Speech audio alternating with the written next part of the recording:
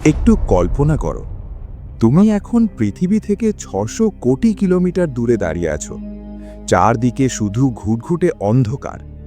সূর্য, সে এখান থেকে একটা ছোট্ট উজ্জ্বল তারার মতো দেখাচ্ছে। সেই সূর্যের আলো এই জায়গায় পৌঁছতে সময় লাগে পুরো ৫.৫ ঘন্টার বেশি। তাপমাত্রা -২৩০ ডিগ্রি সেলসিয়াস। এতটাই ঠান্ডা যে তুমি যদি এক গ্লাস পানি নিয়ে যাও, সেটা ১ সেকেন্ডেরও কম সময়ে পাথরের চেয়ে শক্ত বরফে পরিণত হবে। এখানে একটা বছর শেষ হতে সময় লাগে আমাদের পৃথিবীর ২৪৮ বছর। মানে তুমি যদি এখানে জন্ম নিতে, আজ পর্যন্ত তোমার প্রথম জন্মদিনটাও আসত না। এই জায়গার নাম প্লুটো।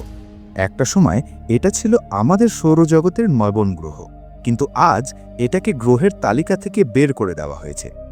আজ আমরা জানব প্লুটো কি, কেন এটা এত অসাধারণ, এর পেছনে কি বিজ্ঞান লুকিয়ে আছে, এবং সবচেয়ে বড় প্রশ্ন, প্লুটোতে কি জীবন থাকতে পারে।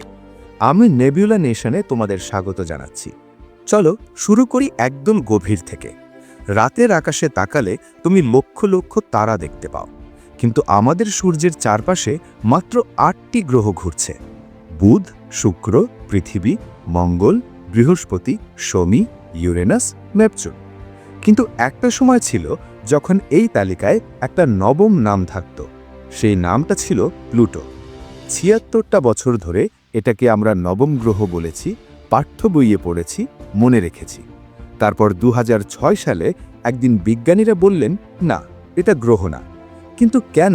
এই প্রশ্নের উত্তর জানতে হলে আগে জানতে হবে প্লুটো আবিষ্কারের সেই অবিশ্বাস্য গল্পটা। সাল ১৯৩০। অ্যারিজোনার লোয়েল অবজারভেটরিতে কাজ করছেন একজন তরুণ আমেরিকান জ্যোতির্বিজ্ঞানী। বয়স মাত্র ২৩। নাম ক্লাইড টমবাউ। তার কাজ প্রতি রাতে আকাশের ছবি তোলা।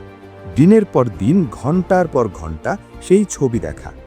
একই জায়গার দুটো ভিন্ন দিনের ছবি একটা মেশিনে রেখে পালাক্রমে দেখা, যদি কোনো কিছু নড়েছে কিনা। এই পদ্ধতির নাম ব্লিঙ্ক কম্প্যারেটর।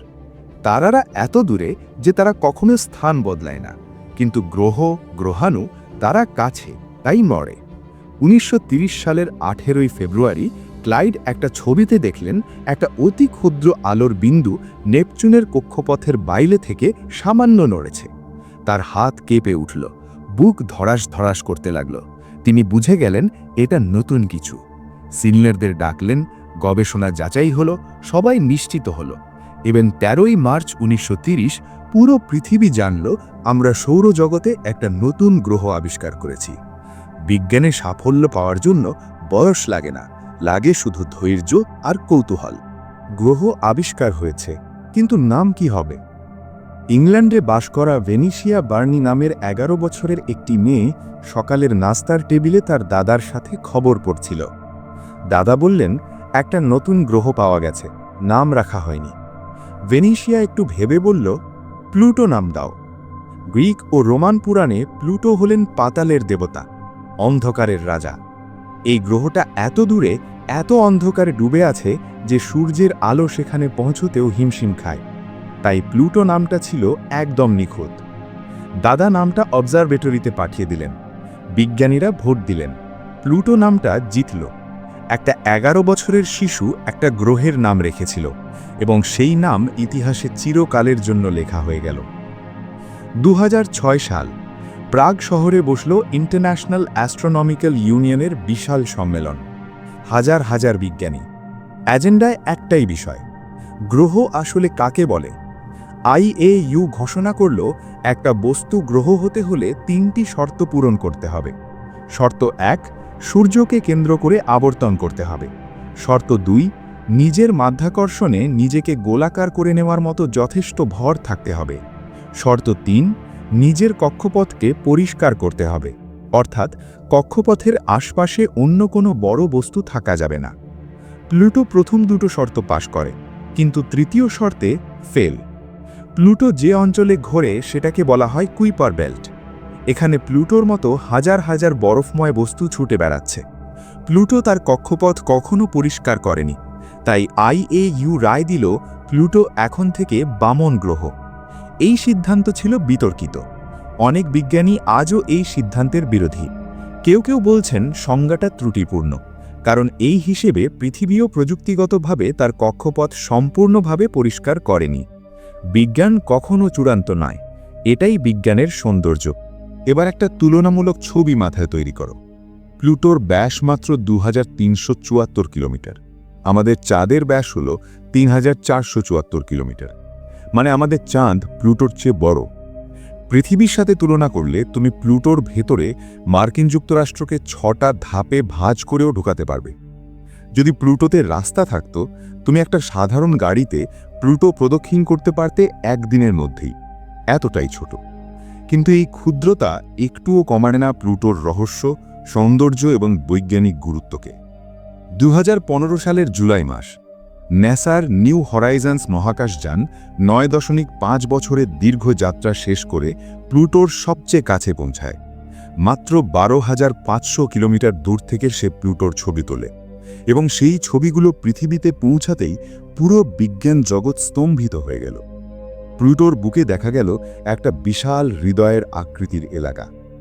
এটাকে এখন আনুষ্ঠানিকভাবে বলা হয় টম্বাউ রেজিও, প্লুটোর আবিষ্কারক ক্লাইড টম্বাউয়ের নামে। এই হৃদয়ের আয়তন প্রায় 16 লক্ষ বর্গ কিলোমিটার। টেক্সাসের মতো 2টো অঙ্গরাজ্য এর ভেতরে চলে যাবে। এটা তৈরি হয়েছে নাইট্রোজেন বরফ দিয়ে। এবং এটা কিন্তু স্থির নয়, এটা ধীরে ধীরে প্রবাহিত হচ্ছে, ঠিক একটা অতি ধীরগতির হিমবাহের মতো। বিজ্ঞানীরা বলছেন এই হৃদয়ের মধ্যবর্তী অংশ, স্পুটনিক প্ল্যানেটেশিয়া, প্লুটোর কেন্দ্রের দিকে ঘুরে যাচ্ছে, কারণ এটার ওজন পুরো কক্ষপথের ভারসাম্যকে প্রভাবিত করছে। একটা গ্রহের হৃদয় আছে, আর সেই হৃদয় গোটা গ্রহকে টানছে। এর চেয়ে কাব্যিক বিজ্ঞান আর কি হতে পারে? সৌরজগতের অন্য গ্রহগুলো প্রায় একই সমতলে সূর্যকে প্রদক্ষিণ করে, একটা চ্যাপ্টার ডিস্কের মতো। প্লুটোর ক্ষেত্রে সেই নিয়ম খাটে না। প্লুটোর কক্ষপথ 17 ডিগ্রি হেলানো সৌরজগতের সমতলের তুলনায়, এবং এর কক্ষপথ উপবৃত্তাকার, মানে কখনো সূর্যের কাছে, কখনো অনেক দূরে। কক্ষপথ এতটাই বেঁকানো যে মাঝে মাঝে প্লুটো নেপচুনের চেয়েও সূর্যের কাছে চলে আসে। 1969 থেকে 1999 এই 30 বছর প্লুটো নেপচুনের চেয়ে কাছে ছিল সূর্যের। মানে সেই সময় সে ছিল 8ম সবচেয়ে কাছের বস্তু, নেপচুন 9ম। কিন্তু এরা কখনো সংঘর্ষে পড়ে না, কারণ তাদের কক্ষপথের কোণটাই আলাদা। প্রকৃতি এমনভাবে সাজিয়ে রেখেছে যেন দুজন নৃত্যশিল্পী কখনো একে অপরের সাথে ধাক্কা না খায়। প্লুটোর আছে 5টা চাঁদ। সবচেয়ে বড়টার নাম শ্যারন। শ্যারন এতটাই বড় যে অনেক বিজ্ঞানী বলেন এটা একটা বাইনারি সিস্টেম। 2টো বামন গ্রহ একে অপরকে প্রদক্ষিণ করছে। শ্যারনের ব্যাস প্লুটোর প্রায় অর্ধেক, এটা প্রায় 1200 কিলোমিটার। শুধু তাই না, প্লুটো ও শ্যারন একে অপরের দিকে তালাবদ্ধ, মানে প্লুটো থেকে সবসময় শ্যারনের একই পৃষ্ঠ দেখা যায়, এবং শ্যারন থেকেও সব সময় প্লুটোর একই পৃষ্ঠ দেখা যায়। দুজন চিরকাল একে অপরের মুখের দিকে তাকিয়ে, যেন মহাকাশের গভীরে 2টো প্রাণী একে অপরকে আঁকড়ে ধরে আছে। বাকি 4টে চাঁদের নাম নিক্স, হাইড্রা, কারবেরস এবং স্টিক্স। এগুলো 2005 সালের পর আবিষ্কৃত, সবই নরকের পুরাণ থেকে নেওয়া নাম। প্লুটোতে আছে পাহাড়, কিন্তু এই পাহাড় পাথরের নয়, পানির বরফের। সেই তাপমাত্রায় পানির বরফ পাথরের চেয়েও শক্ত হয়ে যায়, তাই প্লুটোর পাহাড়গুলো 3 থেকে 5 কিলোমিটার পর্যন্ত উঁচু। হিমালয়ের এভারেস্টের চেয়ে কম উঁচু হলেও এই পাহাড়গুলো তৈরি হয়েছে মহাবিশ্বের অন্যতম কঠিন বরফ দিয়ে। এই পাহাড়গুলোর মাঝখান দিয়ে বয়ে যাচ্ছে নাইট্রোজেন হিমবাহ। পৃথিবীতে হিমবাহ বয়ে যায় 1000 বছরে কয়েক মিটার। প্লুটোতে নাইট্রোজেন এতটাই নরম যে হিমবাহ অনেক দ্রুত সরে। এটা একটা ভিন্ন পৃথিবী, চেনা জানা নিয়ম কানুন এখানে কাজ করে না। এত ছোট একটা বামন গ্রহেও আছে বায়ুমণ্ডল। এই বায়ুমণ্ডল মূলত নাইট্রোজেন দিয়ে তৈরি, সাথে মিথেন এবং কার্বন মনোক্সাইড। কিন্তু এখানেই আসল রহস্য। প্লুটো যখন সূর্যের কাছে আসে তখন উপরিভাগের বরফ উষ্ণ হয়ে সরাসরি গ্যাসে পরিণত হয়। এই প্রক্রিয়াকে বলে সাবলিমেশন বা ঊর্ধ্বপাতন। এই গ্যাস বায়ুমণ্ডল তৈরি করে। প্লুটো যখন সূর্য থেকে দূরে সরে যায়, সেই গ্যাস আবার ঠান্ডা হয়ে বরফ হয়ে সতহে ঝরে পড়ে। মানে প্লুটোর বায়ুমণ্ডল শ্বাস নেয়, যখন কাছে আসে শ্বাস নেয়, যখন দূরে যায় ছেড়ে দেয়। এই চক্র চলছে 248 বছরের প্রতিটি কক্ষপথে, একটা জীবন্ত প্রক্রিয়া, কিন্তু জীবন ছাড়াই। অনেকে ভাবে প্লুটো সাদা বা ধূসর দেখাবে কারণ সেখানে বরফ আছে, কিন্তু না, প্লুটো লাল বাদামি রঙের। কারণ কি? কারণ হলো থলিন নামক জৈব যৌগ। যখন সূর্যের অতিবেগুনি রশ্মি প্লুটোর বায়ুমণ্ডলে থাকা মিথেনের সাথে বিক্রিয়া করে, তখনই থলিন তৈরি হয়। থলিন উপরিভাগে জমে প্লুটোকে দেয় সেই মূর্ছার মতো লাল বাদামি রং। এবং এই থলিনগুলো আসলে জটিল জৈব অণু, মানে জীবনের কাঁচামালের মতো। মঙ্গলেও আছে, শনির চাঁদ টাইটানেও আছে, এবং প্লুটোতেও। জীবন নেই হয়তো, কিন্তু জীবনের রসদ হয়তো আছে। এটা সবচেয়ে বড় প্রশ্ন। সরাসরি উত্তর সতহে নয়। -230 ডিগ্রিতে পানি নেই তরল অবস্থায়, বায়ুমণ্ডল এতটাই পাতলা যে কোনো জীব বাঁচতে পারবে না। কিন্তু বিজ্ঞানীরা এখন বলছেন প্লুটোর ভূগর্ভে থাকতে পারে একটা তরল মহাসাগর। কিভাবে? প্লুটোর কেন্দ্রে আছে পাথুরে কোর। সেই কোরে থাকতে পারে তেজস্ক্রিয় মৌল, যেমন ইউরেনিয়াম, থোরিয়াম, পটাশিয়াম। এই মৌলগুলো ধীরে ধীরে ক্ষয় হয় এবং সেই প্রক্রিয়ায় তাপ উৎপন্ন হয়। সেই তাপ উপরের বরফকে গলিয়ে তৈরি করতে পারে এক গোপন ভূগর্ভস্থ মহাসাগর। নিউ হোরাইজন্সের ডেটা বিশ্লেষণ করে বিজ্ঞানীরা দেখেছেন টম্বো রিজিওর নিচে একটা অস্বাভাবিক স্তর আছে, যা হয়তো তরল পানির ইঙ্গিত দিচ্ছে। এবং যদি তরল পানি থাকে, তাহলে পৃথিবীর গভীর সমুদ্রের হাইড্রোথার্মাল ভেন্টে বাস করে এমন অণুজীব যাদের সূর্যের আলো দরকার নেই। তারা রাসায়নিক শক্তি থেকে বেঁচে থাকে। সেখানে তাপমাত্রা শত শত ডিগ্রি, চাপ অসহ্য, তবু জীবন আছে। তাহলে প্লুটোর অন্ধকার ভূগর্ভে, যেখানে হয়তো উষ্ণ পানি আছে, সেখানেও কি এমন কোনো অণুজীব থাকতে পারে?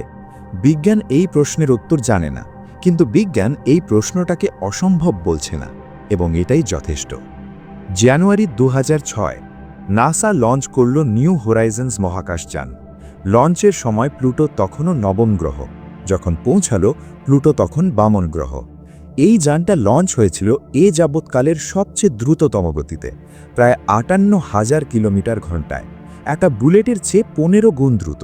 এবং তারপরেও প্লুটো পৌঁছতে লাগলো 9.5 বছর। এটা থেকেই বোঝো মহাকাশ কতটা বিশাল। জুলাই 2015-তে নিউ হোরাইজন্স প্লুটোর মাত্র 12,500 কিলোমিটার দূর দিয়ে উড়ে গেল। সে থামেনি, কারণ তার থামার মতো জ্বালানি ছিল না। কিন্তু যে কয় মিনিট সে কাছে ছিল, সেই সময় সে এতগুলো ছবি এবং ডেটা সংগ্রহ করল যে সেগুলো পৃথিবীতে পাঠাতে লেগেছিল প্রায় 16 মাস। কারণ সেই দূরত্বে ডেটা পাঠাতে আলোর গতিতেও 4.5 ঘন্টা লাগে। তারপরেও সেই মিশন আমাদের দেখালো এক অপার্থিব সুন্দর প্লুটো। হৃদয়, পাহাড়, হিমবাহ, রং সব। আমরা ভেবেছিলাম প্লুটো একটা নিষ্প্রাণ বরফের গোলা, কিন্তু নিউ হোরাইজন্স আমাদের দেখালো প্লুটো জীবন্ত, ভূতাত্ত্বিকভাবে সক্রিয়, পরিবর্তনশীল। সেখানে আছে ক্রায়োভলক্যানো, বরফের আগ্নেয়গিরি, যা লাভার বদলে উদ্গীরণ করে বরফ এবং পানি। প্লুটো শুধু একটা বামন গ্রহ না, প্লুটো একটা বার্তা।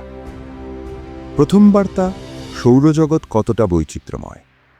আমরা ভাবতাম মহাকাশ মানে ধূমিকণা আর পাথর, কিন্তু প্লুটো দেখালো অন্ধকারের কোণেও লুকিয়ে থাকতে পারে জটিল, অদ্ভুত, সুন্দর এক জগৎ। দ্বিতীয় বার্তা, বিজ্ঞান কখনো থেমে থাকে না। যা গতকাল সত্য ছিল, আজ সেটা চ্যালেঞ্জের মুখে। প্লুটোকে গ্রহ থেকে বামন গ্রহ বানানো হয়েছে, কিন্তু এই সিদ্ধান্ত নিজেই হয়তো ভবিষ্যতে পরিবর্তন হবে। তৃতীয় বার্তা, কৌতূহলী সবচেয়ে বড় শক্তি। একজন 23 বছরের তরুণ রাতের পর রাত জেগে এটা খুঁজে পেয়েছিল। একটা 11 বছরের মেয়ে এর নাম রেখেছিল। তাহলে তুমি কি করতে পারবে না? প্লুটো হয়তো গ্রহ নয়, কিন্তু প্লুটো একটা অনুভূতি। সূর্য থেকে হাজার কোটি কিলোমিটার দূরে, একা, ঠান্ডা, অন্ধকারে, তবু তার বুকে আছে একটা হৃদয়। সেই হৃদয়ের নাম টম্বাও রিজিও। কিন্তু সেটা শুধু বরফের আকৃতি নয়, সেটা যেন মহাকাশের এক প্রান্ত থেকে পৃথিবীকে বলছে, আমি এখানে আছি, আমাকে ভুলে যেও না। আমরা প্লুটোকে গ্রহের তালিকা থেকে বের করে দিতে পারি, কিন্তু মহাকাশের সেই কোণে সে আজও ঘুরছে, নিজের নিয়মে, নিজের গতিতে। ব্রহ্মাণ্ড বিশাল, অজানা, অসীম, এবং প্লুটো আমাদের মনে করিয়ে দেয় আমরা যতটুকু জানি তার চেয়ে অনেক অনেক বেশি এখনো জানা বাকি। এবং সেই না জানার মধ্যেই আছে সবচেয়ে বড় রোমাঞ্চ। এই ছিল প্লুটোর গল্প। যদি এই ভিডিওটা তোমার মন ছুঁয়ে গিয়ে থাকে, লাইক করো, শেয়ার করো, চ্যানেলটা সাবস্ক্রাইব করো। আমরা নেবুলা নেশন, আমরা মহাকাশের গল্প বলি, এবং গল্প বলার মতো মহাকাশ কখনো শেষ হয় না। পরের ভিডিওতে দেখা হবে। ততক্ষণ আকাশের দিকে তাকাও।